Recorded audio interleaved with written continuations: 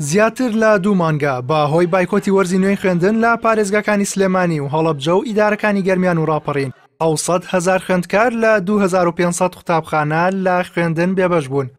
ئۆباڵی ئەم بایکۆتەژ وەک مامۆستایان دەڵێن لە ملی حکوومەتە. تا ئێستاش مامۆستایانی ئەم سنوورانە ئامادەنین بە بێجێبەجێکردنی داواکاریەکانیان لە لایەن حکوومەتەوە دەرگای خوێندنگاکان بە ڕووی قوتابیاندا بکەنەوە. هەر بۆیە هەفتانە شەقامەکان دەکەنە سەکۆیەک بۆ گەیاندنی ناڕەزاییەکانیان و داواکردنی مافارڕەوەکانیان. داواکاریەکانی مامۆستایانیش خۆی دەبینێتەوە لە هەڵۆشاندنەوەی سیستەمی پاشەکەوتی موچە و پێدانی موچە لە کاتی خۆیدا، هەروەها گەڕاندنەوەی شایستەداراییەکانی مامۆستایان یان دانانی حسابی بانکی بۆ مامۆستایان تا مامەڵەکانیان پێڕایی بکەن.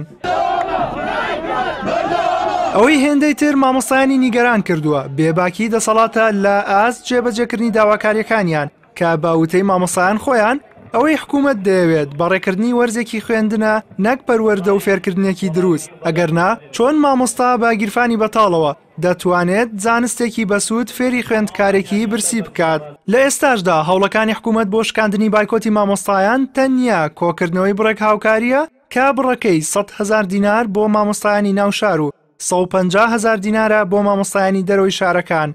با پێی زانیاریەکانی پەیامیش ئەو بڕەپارەیە تەنها 6 مانگ دەدرێت بە مامۆستایان. دوای ئەو ماوەیە هیچ گرنتیەک نییە بۆ دابینکردنی موچەی مامۆستایان بە بەردەوامی.